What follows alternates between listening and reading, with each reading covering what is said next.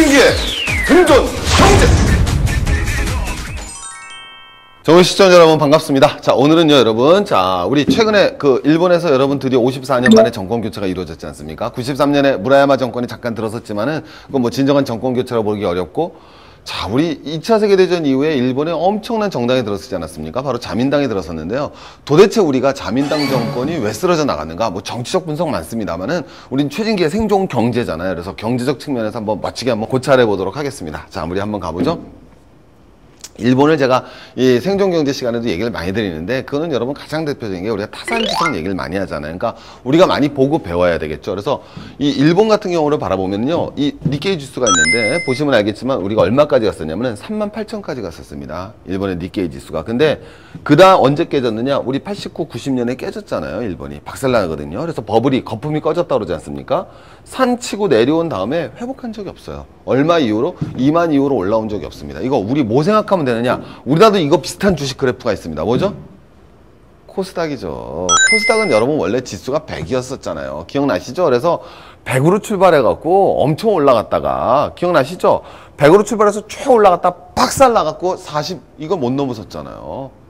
한 300까지 갔다 40 되지 않습니까? 그래갖고 너무 하니까 이걸 갖다 100을 갖다 임의로 1000으로 만들었잖아요. 그래서 지금도 500이잖아요. 알고 보면 1000으로 출발한 거죠. 그러니까 여러분 그 반을 갖다 회복을 못하고 있는 게 코스닥 지수처럼 일본 경제가 여러분 지금 이런 상황이 돼버렸습니다.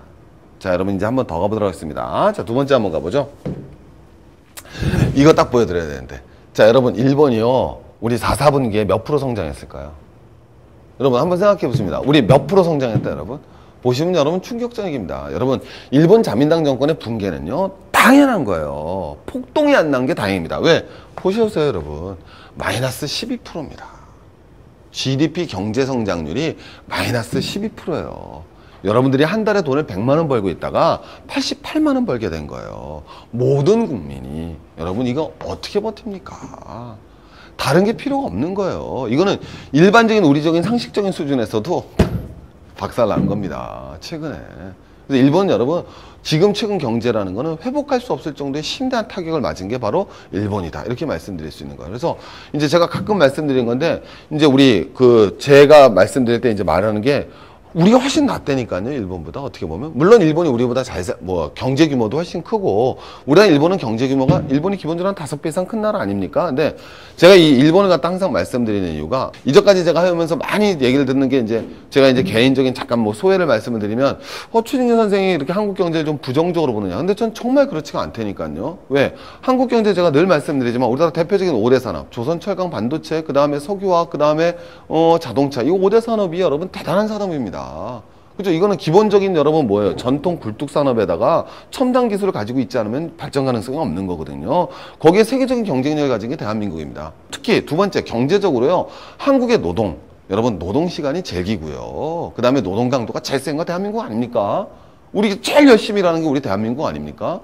지나칠 정도 아니에요. 오히려 그게 문제되는 사회가 바로 한국 아닙니까? 그러니까 우리가 나름대로 대단한 자부심을 가져도 되는 거예요. 근데 제가 말씀드리는 거는, 저는요 부동산 업자나 주식 중개인이 아니에요. 그분들이 나쁘다는 게 아니라, 아니면 경제신문에서 나오는 게 아닙니다. 예를 들면 우리 한번 가보세요. 100만 원을 여러분이 어디다 투자를 한다고 생각했을 때 150만 원이 될 걸 갖다 생각을 하셔야 돼요? 아니면 50만 원이 어떻게 하면 안 될 걸까 먼저 생각해야 됩니까? 여러분이 어디다 투자를 합니다. 그럼 이게 투자를 해서 150만 원 될 걸 생각하고 투자하셔야 돼요? 아니면 이 투자를 했을 때 어떻게 하면 최소한 50만 원 안 될까? 어느 걸 먼저 생각을 하십니까, 여러분? 어느 것부터 생각하세요? 우리가 왜 실패하는데 이것만 생각하는 거 아니에요? 어디 가도 이거밖에 얘기를 안 해주잖아요. 그렇지 않습니까? 이게 아니죠. 제가 해야 될 일은 이게 아니라 이걸 걱정을 해야죠. 그게 제 본연의 자세이고, 그거는 이걸 갖다 얘기하는 거는 우리 부동산 소개하시는 분은 이거 하면 잘 될 겁니다. 저도 주식 중개인 할 때 그랬었어요. 이거 사시면 갑니다. 그죠? 그건 제가 주식 중개인으로서 드릴 말씀인 거고, 지금은 제가 그런 게 아니니까 항상 이렇게 말씀드리는 건데, 일본을 강조하는 이유는 그거죠. 일본처럼 가서는 안 된다. 이걸 말씀을 드리려고 그러는 겁니다. 자, 얘는 마이너스 12% 먹었어요. 근데 굉장히 재밌죠? 자, 더 재밌는 거 가볼까요? 이거 언제입니까, 여러분? 4, 4분기죠? 그러면 이제 그 다음에 몇 분기 나오겠습니까? 2009년 얼마 나오겠어요? 1, 4분기 나오겠죠? 2009년 1, 4분기. 자, 일본 여러분 GDP 성장률이 전년 동기 대비 얼마가 나올까요? 들으시면 기절해요. 마이너스 15% 나옵니다. 끝났어요, 여러분.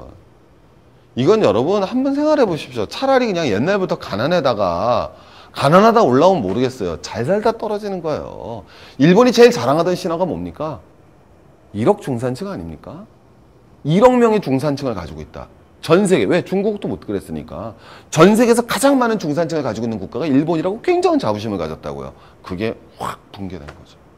무슨 1억 중산층입니까? 좀 있으면 노숙자들이 넘쳐나는 사회가 일본으로 변해버린 거예요.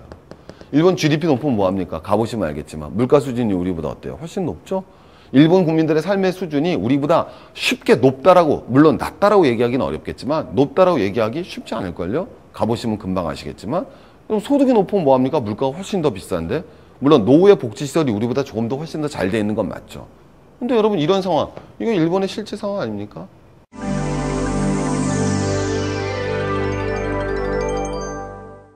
자, 이제 한번 가볼게요. 제가 왜 그랬느냐? 제가 말씀드렸죠. 한국이나 일본이나 독일이나 중국이나 타 수출 주도형 국가예요. 맞죠? 산업의 중심이 뭐예요? 수출로 발전하지 않았습니까? 그러면은 서브프라임 모기지론 토요타가 터졌단 말이에요. 그래서 미국의 소비 시장이 줄었단 말입니다. 그럼 이제 더 이상 걔네들이 수출에 충격을 먹는 건 마찬가지죠. 그러면 한국, 중국, 일본, 독일 다 충격 먹었어요. 오케이? 근데 여러분 왜 일본만 이렇게 맛이 갔는지 그 본질을 오늘 한번 공부해 보자는 겁니다. 한번 보여드리겠습니다. 물론 일본 수출이 더 많이 줄었어요. 그러나 어쨌든 한국이나 일본이나 독일이나 다 수출 줄었거든요. 여기서 다 박살났습니다. 그렇다고 우리나라에서 지금 마이너스 12% 성장하진 않았죠. 중국 마이너스 10% 성장하진 않았죠. 일본만 맛 쭉 갔어요. 왜 그랬을까요? 우리 그 본질을 한번 가보자는 거예요. 더 재밌는 게 해볼까요? 우리나라는요, GDP 대비 수출 수입 합계를 하면은 70%쯤 나옵니다. 오케이? 일본 30%밖에 안 나와요. 수출 주도형 경제는 한국이 더 수출 주도형 경제입니다. 오케이? 중국이 더 수출 주도형 경제예요. 근데 왜 일본만 마탱이 갔을까요? 자, 여러분 아주 간단합니다. 오늘 여러분 주제는 딱 이거 하나 보여드리려고 그러는 거예요. 뒤로 넘어가 봅니다. 끝났죠? 뭐? 일본의 재정 적자입니다. 일본 여러분 재정 적자가요 얼마냐면요, 이게 제일 많이 나오는 거죠. GDP 대비 재정 적자 규모입니다. 이게 여러분 여기 딱 보시면 알겠지만 중간에 뭐예요? 끊겨 있죠? 끊겨 있어요. 끊겨. 같이 실릴 수가 없다라는 거예요. GDP 대비 일본은 200%입니다. 여러분 이게 얼마나 무서운 얘기인지 아세요? 자, 우리 한번 일반적인 우리 가게로 돌아가 봅니다. 자, 우리가 1년에 연 얼마 번다고 해볼까요? 5천만 원 소득을 올리는 가게가 있습니다.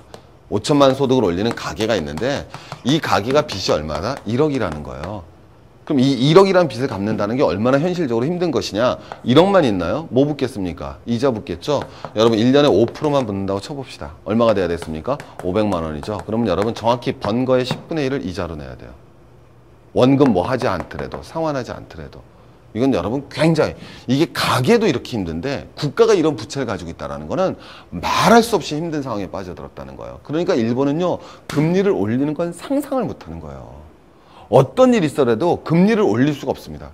정부가 전형적인 경제 안정화 정책이라고 그러잖아요. 우리 수도 없이 공부해봤지만 경기 순환 곡선을 부드럽게 사용하기 위해서 정부가 제일 먼저 사용하는 건 금리 정책인데, 일본 정부는 금리 정책을 더 이상 실시할 수가 없습니다.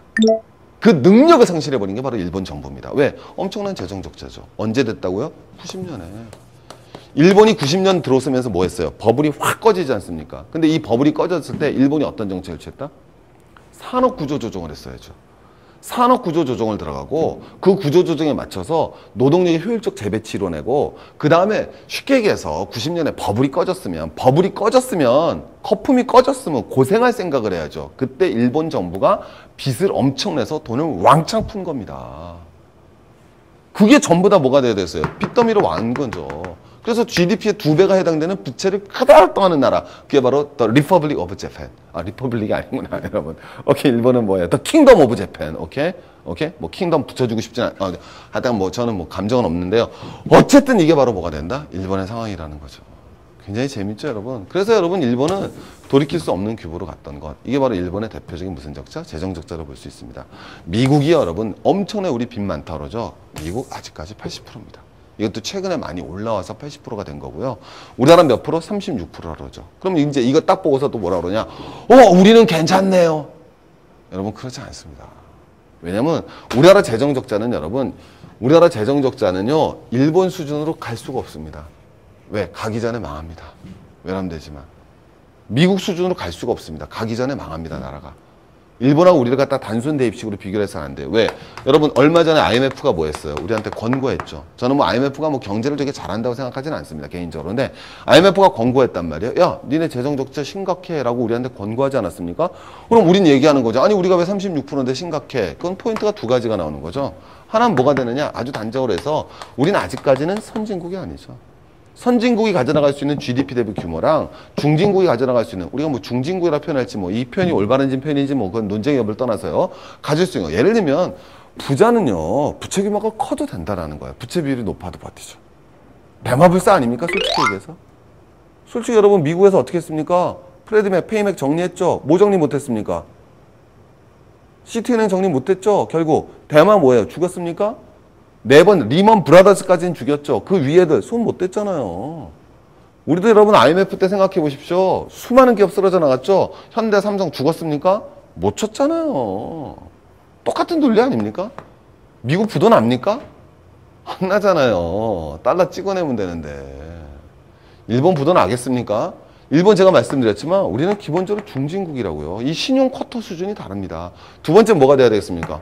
금방 나와야죠. 우리나라는 전형적인 무슨 주도형 국가다? 수출 주도형 국가입니다. 여러분 왜 우리는 IMF 때 제가 말씀드렸죠. 국가가 부도를 내는 건 뭐라 그래요? 디폴트라고 그러거든요. 그 다음에 디폴트가 아니라 여러분 국가가 여러분 외국에서 돈을 빌려와갖고 그걸 갚아버린 거 IMF 하지 않았습니까? 우리 왜 디폴트 못했습니까? 디폴트 어디가 있습니까? 여러분 지금 개인 채무로 고생하는 분들 많으시죠? 여러분 제가 이 생존경제 하면서 제가 이거 처음 말씀드리는데 저도 사실 신용불량자 경험을 했었습니다. 저도 얼마 전까지 신용불량자 생활을 했었어요. 진짜예요. 거짓말 하겠어요 방송에서. 제가 아주 오랜 상당히 여러분한테 뭐 옛날인데 제가 여러분 오늘 톡 깨놓고 얘기해갖고 저 옛날 증권회사 다니다가 다 많이 망가지지 않습니까 여러분 거기다? 저 망가져봤어요 철저하게. 그래서 제가 여러분 정말 그 지금은 이렇게 귀엽고 럭셔리해 보이지만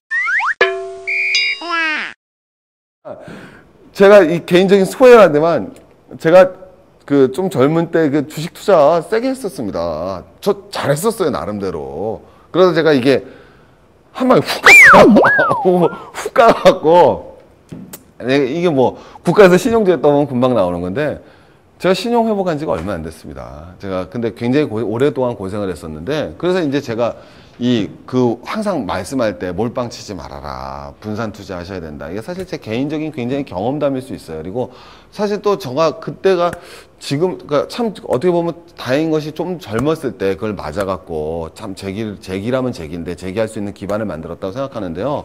제가 이제 말씀드린 게 뭐냐면은 그때 저도 고민하는 거예요. 배째라가 있고 남의 돈 다시 빌려와서 갚으면서 출발할 수 있는 게 있죠. 여러분 솔직히 어느 게 더 편합니까?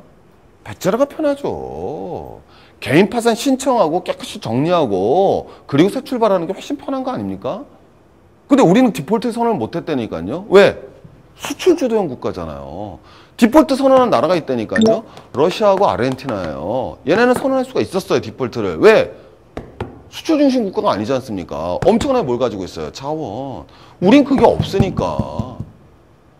간단한 거 아닙니까? 없잖아요. 없잖아요. 뭐 땅 캐먹을 게 있어요? 없지 않습니까? 그러니까 우리는 여러분 뭐가 되겠어요? 대외 신인도를 갖다 기본 배경으로 하는 국가입니다. 그러니까 대외 신인도가 굉장히 중요하죠. 여러분 세계에서 피치나 우리 또 뭐 있어요? 우리 무디스 그다음에 왜 이것도 S&P 스탠드업 푸어스 얘네들 평가를 제일 두려워하는 나라 중에 하나가 어디입니까? 우리 아닙니까? 우리나라잖아요. 우리 여러분 한때 IMF 때는 더 심했었고 지금도 걔네가 등급 하나 올리니 말니 갖고 맨날 신문기사 때려대지 않습니까? 그 이유가 뭐가 되겠습니까? 딱 나와 있잖아요. 우리는 대외 신인도를 갖다 기반으로 해서 가는 국가란 말입니다. 그럼 여러분 적자 재정 규모가 우리나라가 커지게 되잖아요. 그럼 여러분 이제 문제는 두 가지로 딱 다가설 수가 있겠네요. 자, 무슨 문제가 발생합니까? 간단하죠. 우리나라 믿을 수 있어요? 못 믿어요? 못 믿죠. 그러면 우리나라 돈의 가치가 높아지겠습니까? 낮아지겠습니까? 낮아지겠죠. 그러면 원화 가치는 뭐가 돼야 되겠습니까? 원화 가치는 평가 뭐가 돼야 되겠어요? 절하. 다시 한번. 우리나라 돈의 가치가 낮아집니다. 원화 가치는 평가 절하가 되면 당연히 달러 가격은 뭐가 되겠어요? 다시 한번 상승하죠. 그럼 환율은 뭐 할 수밖에 없습니까? 다시 한번 올라갈 수밖에 없어요. 여러분, 우리나라 위기는 전부 다 환율 상승으로부터 찾아왔습니다. 대한민국 위기 전부 다 환율 상승으로부터 찾아온 거 아닙니까? 대한민국 경제 위기 여러분 크게 보면 3번 있었는데 한 번 오일 쇼크 때 있었고요. 그죠? 그 다음에 한 번 또 뭐가 있었습니까? IMF 있었고 이번에 금융위기 있었죠. 물론 오일 쇼크는 다르지만 어쨌든 오일 쇼크는 원자재가 오른 건데 어쨌든 그것도 수입 가격이 올라갔던 뭐 스태그플레이션이 이루어지는 거지만 자 그걸 떠나서 우리가 두 번째 겪었던 IMF와 금융위기 전부 다 뭐로부터 출발했습니까? 환율 상승으로부터 출발했죠. 왜 한국의 경제 위기는 환율 상승으로부터 출발될까요? 다른 나라 그러지 않거든요. 패턴이 다릅니다. 물론 그런 국가가 있지만 한국의 경제 위기는 무조건 환율 상승으로부터 찾아옵니다. 왜? 보셨잖아요. 우리는 대외 신도를 기반으로 한 수출 중심의 국가입니다. 그걸 바꿔나간다는 건 정말 고단한 일이거든요. 이게 여러분 포인트가 되는 거죠. 첫 번째 이 문제가 발생할 수 있습니다. 두 번째 말하면 뭐겠습니까? 재정 적자가 여러분 커지잖아요. 재정 건전성이 악화되죠. 그럼 여러분 뭐가 되겠습니까? 나중에 정부가 일본 정부처럼 식물 정부가 되는 거예요. 얼마나 끔찍해요. 정부가 아무것도 할 수 없어요. 여러분 요번에 우리가 일본 대신에 중국과 한국이 경제를 어느 정도 빠른 속도로 회복했다고 그랬죠. 그 이유는 뭡니까? 일본은 왜 못했습니까? 아까 보셨잖아요. 이미 GDP 규모 2배의 빚을 갖고 있는 국가가 경제가 어렵다고 정부가 풀어줄 돈이 없잖아요. 경제 안정화 정책을 못 해주는 거예요. 경제가 여러분 이렇게 고를 쳐박고 올라와야 되는데 여기다가 마중물을 부어줘야 되지 않습니까? 이제 우리 수업 많이 하셨으니까 마중물을 부어줘야 되는데 못 부어주는 거죠, 일본은. 물론 이게 마중물이 될지 안 될지는 모르지만 일본 정부는 못한다는 거죠. 그러면 정부 역할을 포기할 수밖에 없어요. 그게 바로 뭐가 돼야 됐습니까? 식물 정부가 되는 거죠. 그 빛은 우리 대에서 끝나는 게 아니라 우리 대대 후손으로 계속 가는 겁니다. 그래서 금리 정책도 못하는 이런 우리가 그래서 지금 다시 얘기하지만 한국의 현재 제일 큰 위기는 우리 출구 전략이라고 그러지 않습니까? 우리 출구 전략 특집도 해봤지만 어떻게 하면 이런 재정 적자 규모를 갖다가 완만하게 일어나면서 지켜나갈 것인가.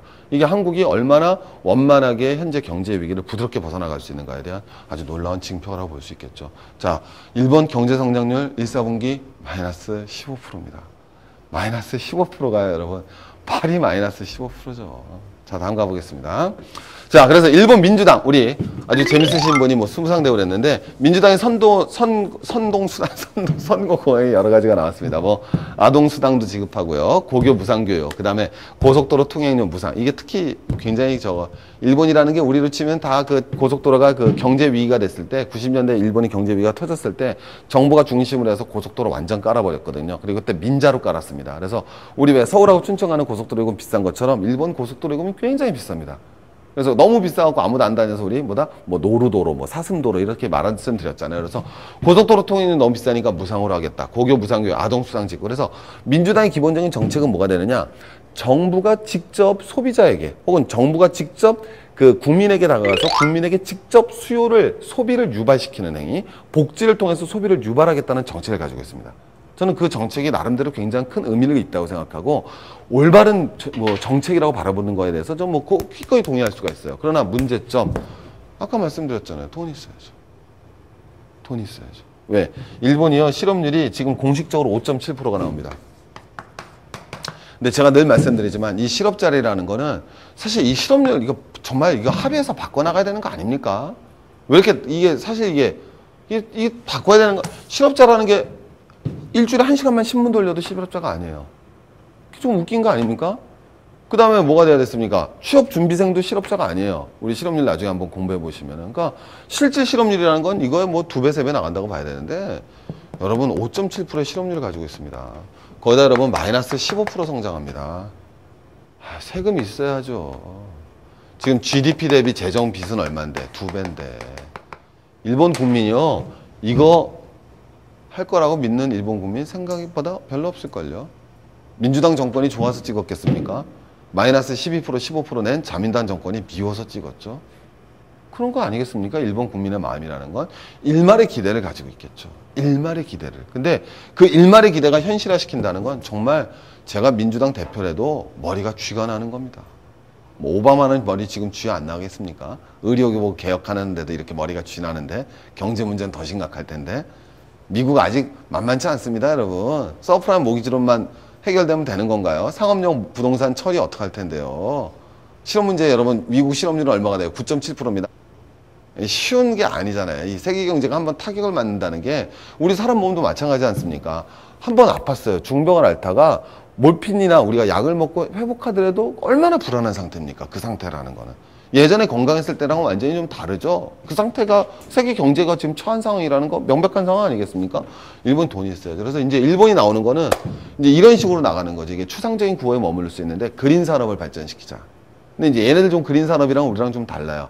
우리 이제 뭐 그린 산업이라는 게 4대강 뭐 이런 게 그린 산업화 되는 것 같은데 뭐 그게 전 좋지 나쁜지는 뭐 그 판단은 제가 판단할 일은 아닌데 일본 제조업 기반이 강하잖아요. 그래서 제조업 기반을 바탕으로 한 환경 산업들을 갖다 육성시켜서 해결해 보자. 그러니까 세계적인 그린 산업 분위기라니까 그런 쪽으로 이제 정부가 여러분 투자를 해 나가면서 극복시켜 나가려고 노력을 해 나가겠죠. 그런데 궁극적으로는 이런 상태에서 일본이 노령화를 맞이했죠.